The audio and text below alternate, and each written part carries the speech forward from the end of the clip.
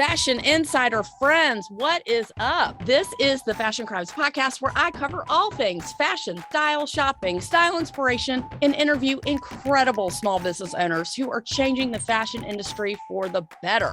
Yes, I'm the best friend you never knew you needed and the poster child for fashion over 40. And I mean way after 40. Say it with me, fashion and style are your friends, not your enemies.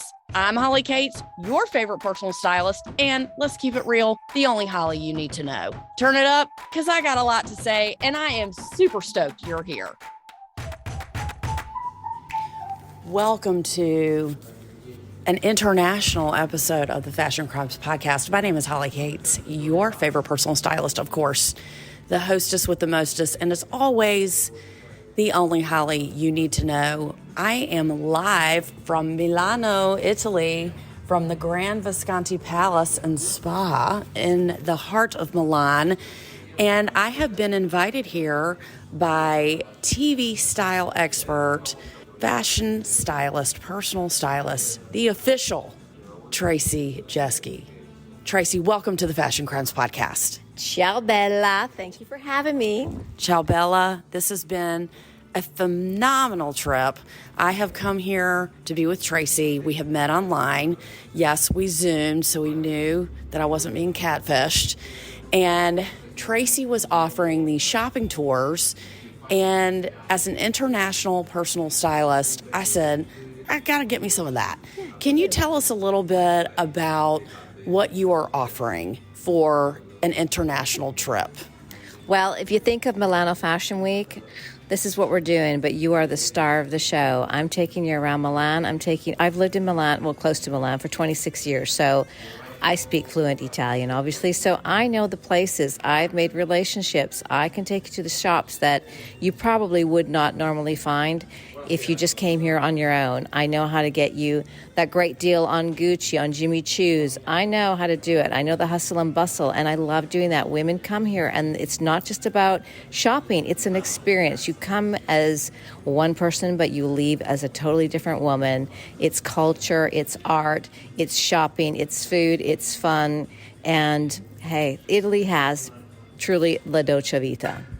And I do want to say I am living proof of that because Traci has so generously taken me around. We've gone to the outlets, we've gone to the Duomo, we've eaten, we've shopped, we've eaten, we've shopped, we drank, we ate, we shopped, we drank more. And it's just been so lovely to hang out with a local, somebody who lives here and knows the geography. We took the subway tonight. Who are we? We took the risk, man. Like, you've done it all. Like, literally. We've fought for taxis. We've sat waiting for taxis, but, you know, it's been wonderful. It's been fun. It's been great. And so the reason I wanted Traci to come on the podcast is because I think it's so important to get other people's opinion about fashion over 40 and fashion over 50. And I'm going to take a little video later, but y'all have to see Traci, and I'm going to obviously show her pictures. She's got this bright pink hair, pink glitter framed glasses. She wears pink everything. She's got glitter nails, glitter shoes, glitter jewelry. She is a statement, walking statement. So as someone in her 50s, like me, tell me what gives you inspiration as to make your style different and make your style noticeable and really have the confidence that you ooze, because you do ooze confidence.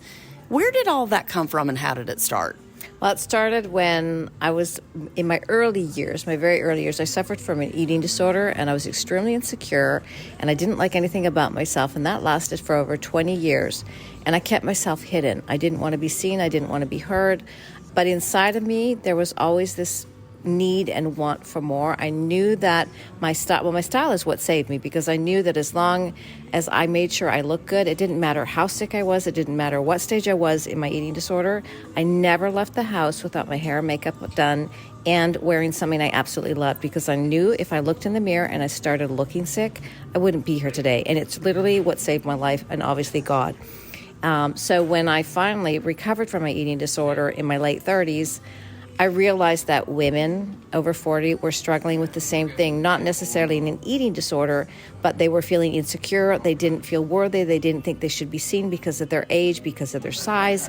You know, as you age, your body changes. We have kids. We do other things in life, and our bodies follow suit. So it's not easy. It's a real challenge for women. And I want to be the voice for women. I want women to see me and take me as an example. And plus, I think when you get to 50, Holly, you really don't care what people think of you anymore. I worried for so many years what people thought of me. Now I'm thinking about myself. And if you like me, fine. If not, there's the door. Well said, well said. And thank you for being so vulnerable with us and sharing your story with us. I think that it's more common than we think of people suffering silently. And would you say that really nails it as an eating disorder? You're just suffering in silence. Well, for sure, you're suffering in silence because you use food as a way to express yourself. You use food when you're frustrated, you use food when you're happy, you use food for everything. But it's silent because what is food? Food is something silent. It's just all internal, and you just you express it on the outside by eating. And that was my friend. Food became my friend, my binging and purging. I didn't go out because I didn't have friends. I isolated myself from my family. I didn't have a social life. My social life became, okay, what am I going to eat next and where am I going to purge? That was what I did. And my life was based around that. I slept 3 hours a night. I had a schedule. I had to wake up at 4 and start. Like, that's what my life was. And it is. You suffer in silence. And I'm just very grateful and blessed that I'm here to tell my story and hopefully help even just one person that's out there that you can get over it and you can survive. I love that. And it's interesting because the more you do it, the deeper and deeper the hole gets. Would you say that's true? Yeah, and it also becomes like you almost think that you're normal and everybody else is abnormal. That's how crazy it gets. And that becomes your life. Because I think you fight for so long and then you just think that you can't get over it anymore. So you just kind of give up and you kind of convince yourself that you're normal and nobody else is. But still you desire to just be like everybody else. Like, to me, to be able to sit at a table with other people around me and not have to worry about if they see me get up, they know what I'm going to do. Like, I prefer to stay home and be alone. I understand. And as you're phasing out of that per se, or you're going to the next chapter in your life and you've closed that chapter, how do you deal with body image issues? Because I think that you're a survivor, okay? And let's just say if you don't have a past like yours, but you've suffered from body dysmorphia, or you have struggled with your weight your whole life, or you feel like you never look good enough, how do you get, I mean, there's not a magic answer, but what helped you say, this is it, and this is as good as it gets, and I'm happy with it? I think it's just finding peace in yourself. For me, it was my faith, obviously, but just that inner peace. And, I even started, obviously doing self-help, but I would put Post-its around my house and like on my mirrors. Wherever I got dressed or in the bathroom in the morning, I had Post-its written about, and I would repeat those words like, you're beautiful, I love you, Traci, you're amazing, you're strong, you're pretty, and I would repeat that every day. And over the years, it takes time because it's not easy. And I still have moments where I try something on and I'm like, but then I go back and I'm like, you know what, this is my body. I'm not going to fight that battle anymore. Like, it's not a winning battle. You lose. I wasted so many years of my life. I want to live now. Like, for 20 years, I feel like I didn't live. Like, I lost 20 years. I don't want to say I lost it because that's very dramatic. But, now I'm like, I'm full on. Let's do this. I dig it.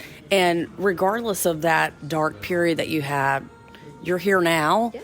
And now you can give to others. And now you can give the gift of style to others, of people who, whatever their story is, this is what you do. This is how you claim your style, regardless of your size, regardless of what you think. What you think is not what other people think. And I truly believe that. If you struggle with weight, if you struggle with body issues, it's something that you can take control of with clothes. You have a very distinct style as far as you dress very hip, right? Mm-hmm. I like to say I'm hip. Debatable whether people think hip. I'm hip or not hip, but I like to dress hip.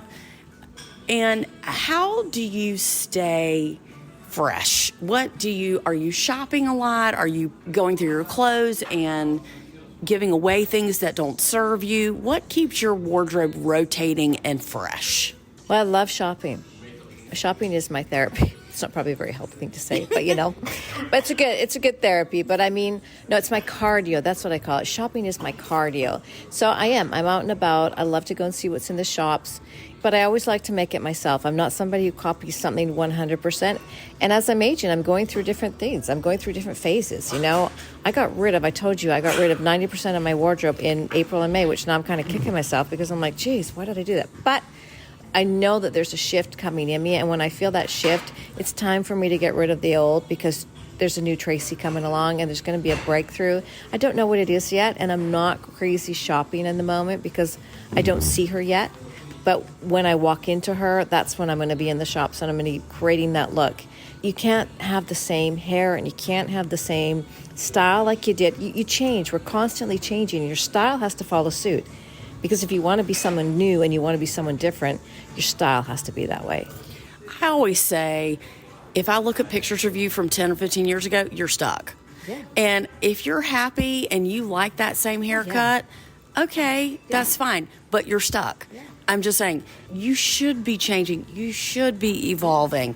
You should look a little bit different. You don't have to change your whole look, but you should look a little bit different than you did, say, 10 years prior. Well, there's also a reason for that because your body changes. So your face shifts, your face changes. So you don't have obviously as we age, it's a fact of life. Things start to go south. Your body starts to go south. You can do as much Botox as you want, fillers, whatever, but our face does change. So your hair can't be the same and look good on you as you were when you're in your 20s. It's like your bust. It's like saying you're going to wear the same bra size as you did when you're 15. You don't. You have to change. Your body changes, your skin changes, your skin tone. So your colors change. What colors you were when you were 30 don't look good on you in your 50s. If you haven't had a color analysis done, and I'm not talking about like the 80s, spring, winter, summer, whatever. I mean, even if that does help, if that's what you have, it's a start.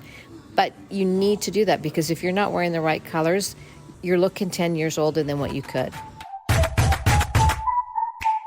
If you're getting ready to do your holiday shopping at Macy's, Neiman's, or Bloomingdale's, make sure you head to Rakuten first. Rakuten helps you save big on whatever you're buying for the holidays. Getting gifts for friends and family, get some cash back for yourself. Plus, save on festive home decor, party outfits, and that trip to see your fam. With Rakuten, you can earn cash back on top of the biggest sales of the season, so you get the most savings. And it's easy to use. Just start your shopping at Rakuten.com or use the Rakuten app. You'll get your cash back payments through PayPal or check. Rakuten partners with over 3,700 stores. The stores pay Rakuten for sending them shoppers, and Rakuten shares the money with you as cash back. Join for free at Rakuten.com or get the Rakuten app. That's Rakuten. Traci, you were talking about color analysis. Now, not sure if you listened to our Abby Young episode. She is a trend color analysis expert, and she is the messiah of all colors. Let's speak to that for a minute because I was fighting it. Let's be honest. I was fighting it. I was like, I'm not going to do my colors. I'm not going to be told I'm in autumn. I don't want to put my clients through that.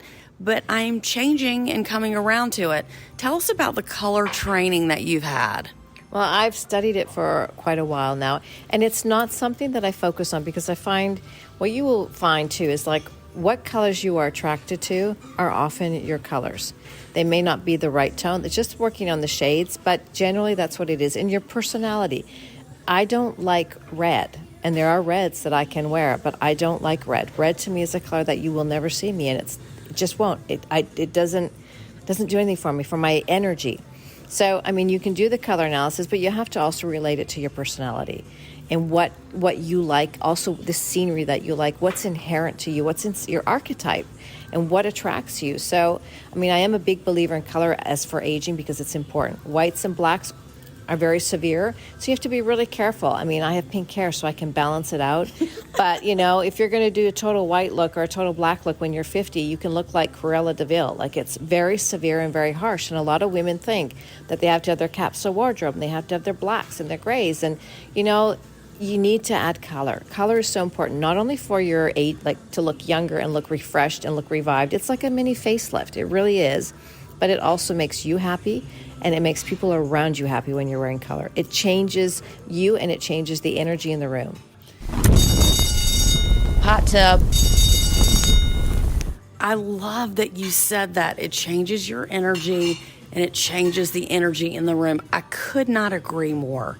Now, again, I'm wearing pleather leggings right now, okay, and a black sweater and white tennis shoes. So I'm not a great example, but I do enjoy color. I do like color. Now, I just think I can wear whatever color I want, but I probably can't. But I am going to get a little bit of training. Let's just call it what it is. I am going to figure it out because I'd like to be able to guide people and at least point you in the right direction. What you do with it, of course, is up to you, but it's important to know that it doesn't mean you can never wear red. Just because you don't prefer that, that's fine. But if you decide one day, I'd like to wear red, great, absolutely. Then you can do that. It doesn't mean these colors are just dead to you and you can never wear them ever. It's just not that, with, no pun intended, black and white. It's just not that cut and dry. So as you have taken me around, we have gone to the outlets. We have gone to some designer outlets. We have done a photo shoot. We have eaten and drank. Oh, your hair and makeup? Oh my God, I got my hair and makeup done today by Aldo Coppola, who was phenomenal. Mm-hmm. And their chairs, forget laying back in the shampoo bowl. You lay flat, and then it's like a massage chair. It was great. I wasn't... The view of the Duomo. Like, what more could you ask for? I was not hating it. Let's be honest. I was not hating it. And I got my makeup done. She whipped it out. She's like, what do you want? I was like, honey, whatever you want. I loved my makeup. I loved my hair. This was so great. I'm going to have amazing pictures. I want to talk about when you're styling people, what are some of the biggest issues that you see women over 50? First of all, we all know what I think, because stop making these fashion mistakes. Duh. You can get it right now on Amazon. It's the gift that keeps on giving. But what do you think are the most common fashion mistakes that women over 50 make? Hit it. Well, I think that they lose inspiration. They don't know where to get inspiration from. So either they choose to dress like their mother or they choose to dress like their daughter. Hold on. That is such a big one. You're dressing too old and you want to dress like your mom. That is not okay. That is a fashion crime, okay? Look at your mom. Do y'all look alike? It's not good. And then also dressing for your body silhouette, which we've talked about. Women blame their body for not looking good in the clothes they wear, but it's actually the clothes they choose that are not looking good on their body. It's when you know your body silhouette and you understand how to dress for that, that's like your colors. Like you can look 10 pounds less just by wearing the proper outfit, by understanding what fits you, what doesn't. And I know women are fixed on sizes and they have to fit into a size 4. I have to fit into a size 6. Every stylist, and you've seen it here, the numbers are different. You don't look at the number, you look at the fit. Does it fit you properly? Can you sit down? Does the button open up on your shirt? Do you see everybody, especially over 50, you have like folds on your back. I'm sorry, that's just a fact of life. So is your shirt so tight that you can see the folds from your bra? If it is, go up a size. Like just stop blaming and stop hurting our bodies and having to fit into these smaller sizes just because it's a number. Age and your dress size are just a number, and it should never define how you dress, look, or feel. Can we get that embroidered on a pillow? I love that you said that. I could not agree more. I think that the numbers game is a mind fuck, if you will. Mm-hmm. And it is not meant to like beat women down, but that's what it's done, unfortunately. And when you shop at different designers, you're like, I'm totally an extra small here. I'm totally an extra large there. Like, hello, that should tell you it's not consistent. That is proof enough for you to know. I always say, don't trip over the numbers. It's okay. If it doesn't fit, you need to size up. If they don't have your size or if it still doesn't fit, it's not meant to be. It's not meant to be. There is too much shit in the world. There is too many clothes in the world for you to worry about one little thing that doesn't fit. And for you to be that upset over one thing, I think bathing suits are a big one. I think dresses are a big one. And it's sad to me that even though you and I were like, ugh, I need shapewear, I need this, I need that, it's so common. That's how everybody feels. But clothes are smoke and mirrors. When you use the clothes to support who you are, then it makes you look thinner, like you said. And it makes you look thinner, it makes you feel better. And you can just see when you look in the mirror, you're like, oh, I look put together. You know, or when you're looking at, one thing that I think is before you leave the house, always take a picture of yourself if you're not sure, because pictures are worth 1,000 words, you know. And I don't like saying this is not, but I don't show my head in my pictures because I'll look at my face and I'll be like, oh, look at my expression. Oh my goodness, look at that. I just spilled my drink. So you'll be looking at everything but the outfit. Okay, so you just don't want to do that. I don't put my head in it. That's kind of maybe may seem not very good, but I mean, I want to see what I'm wearing, and I want to be. I'm thinking in a word in Italian. Holly, help me. So you're saying you want to be non-judgmental when you look at yourself in the mirror. That's what you're saying. When I'm looking at the picture, when I take it. Oh, sorry, when you're looking at the picture. Yeah, and that's like a really big help because you'll look at your outfit, and like I said, pictures are worth 1,000 words, and you know if you look good or not. Because sometimes when we look in the mirror, we don't really see it, and then we go out to these parties and we're like, did you see what I wore? Did you see how awful I looked in that picture? Like, why was I wearing that? So if you're going out to a big event, make sure you're taking pictures before you go so you can see what you look like in photos in that outfit too. I think that's very good advice as well. I mean, it's too easy not to take a picture, you know, because it takes a millisecond. When you're shopping with people or for people, what are some of the most popular items that your international clients from all over the world, what are they wanting? What are they needing? Tell us what some hot trends are right now for your clients. So when my clients are asking me to look for things, especially when they come here on these trips, they want something that is like, they want the Italian flair. So when you look at Italian women, you notice, you've even seen that, Holly, when you see Italian women, they are put together from head to toe. Like, they don't walk out of the house unless they've got it all working for them. So it's like they want to be able, when they come to me, they want to be able to have that European look. The European look is extremely put together. It can be like a little bit black sometimes. Milan is a very black city, as you see it, and we're reflecting that, but it's very sophisticated. It's just a style that's put together from head to toe. It's not a missing piece. So it's like, I want to have the perfect belt. I want to have everything that works and coincides with my look and my style. I have been looking around and looking at the people, and everyone is dressed. And it's not that everyone is wearing expensive clothes. I want to be very clear about that. Everyone is just dressed. Everyone looks good. It's not like you go to Walmart in East Jesus, Kentucky, and you're scared because of what people are wearing. Europe, people are just dressed. And it's not that they're so dressed up, but they take pride, I think, in their clothes. And it's a very different culture. And you were saying today, you were like, it's so funny. You're like, oh, my sister loves to go hiking. And we're like, we do 5 steps. And we're like, okay, we're going to go back to the hotel. You're like, instead of everyone just drinking at the bar and just looking good. That's how it is. I mean, hey, it's like, okay, hiking is, yeah, it's not our thing. But that's just how it is here. I mean, there's a place and a time for everything.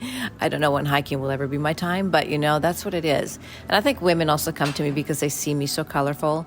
Like, really, I think that's also what it is. They want to add color in, but they're afraid to do it. And so when they see me and I'm, like, pushing them to try, I'm getting them out of their comfort zone. I'm like, okay, let's drop all this, like, monotone colors and let's whip in. And I'll just have them take a top, like, try on a colorful top. You don't have to do the whole thing like I do. I'm not having you, like, look like the pink, sparkly fairy godmother, but put in color somewhere. And I think that's what attracts women to me at this age, because they're just so afraid to make mistakes that they just want to play it safe. But inside they're like, I do want to risk. Like, I want to try something different and have fun. Fashion should be fun. It's way too serious. People just take it way too serious. Let's start having fun with our style. Be creative. Get some spark. I don't care what you do, but have fun. You should smile when you look at yourself in the mirror, not because you look ridiculous, but because you look amazing and you're excited to go out and show people what you look like. I love that. I just love it. I do it for myself, first of all. And I mean, that's what COVID showed us.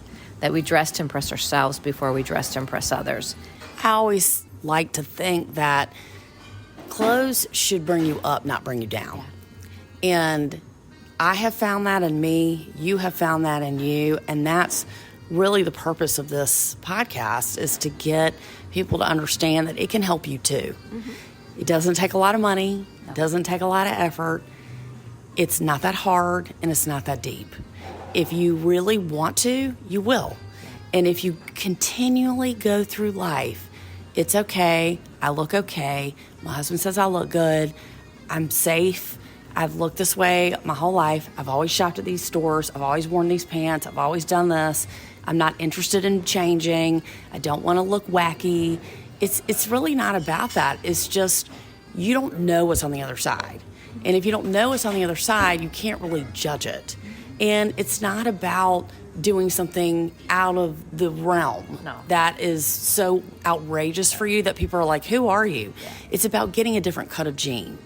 It's about getting a funky shoe or getting some earrings that are like wackadoo. Yeah, statement pieces. That's really what it's about. Very small, subtle changes. Yep. Changing your frames for your glasses. Mm-hmm. Little things like that can really set you apart and bring attention to your personality. Because when people come to you, then the clothes just fall away. Then the clothes are secondary. Mm-hmm.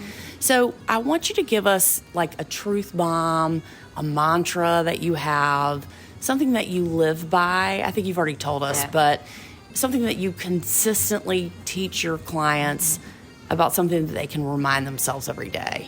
Age and your dress size are just a number, and it should never define how you dress, look, and feel. In my world, I don't want any shoulds or should I or shouldn't I. There's way too many shoulds out there. The only should I say is wear what you love. And if you're feeling frumpy and grumpy, look at what you're wearing, because probably you're wearing something that's looking frumpy and grumpy. Up your game, make something that change your style. One thing a day. Like put on a lipstick. The next day you're going to be like, oh, maybe I'll do my hair different. The next day you'll be like, I'll add an earring.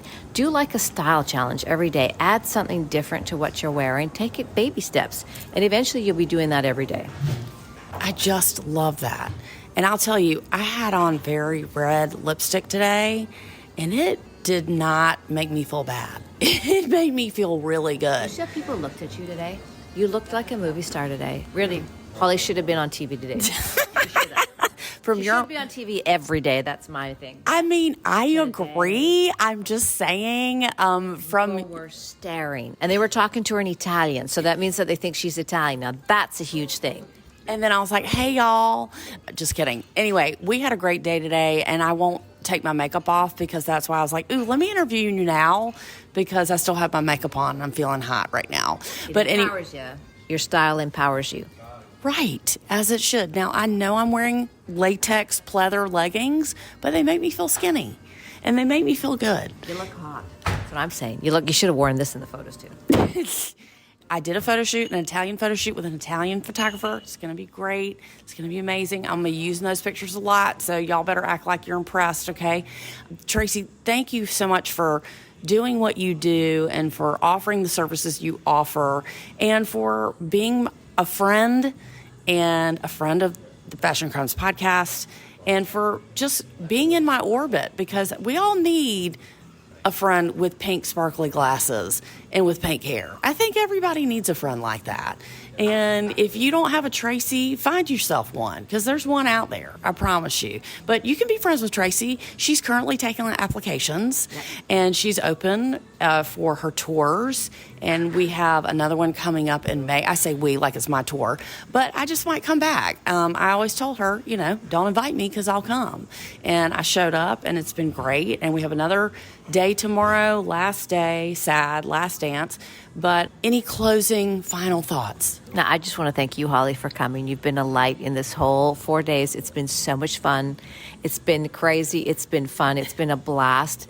And I'm going to remember this one. I think this one has been one of my best ones so far. So if anyone wants to come, May 224, we've opened it up. Limited places available. Come. You're just going to be amazed at what's here in Milan. And Traci is... I'm not afraid to say it. She is the hostess with the mostest, okay? She really is. And so we're going to have a blast, and I hope that I can come back. And I want you to DM Traci. I want you to follow her. It's the official Traci with an I, Traci Jeske. And her website is www.invoguestylist.com. In Vogue Stylist. ENVOGUE. InVogueStylist.com.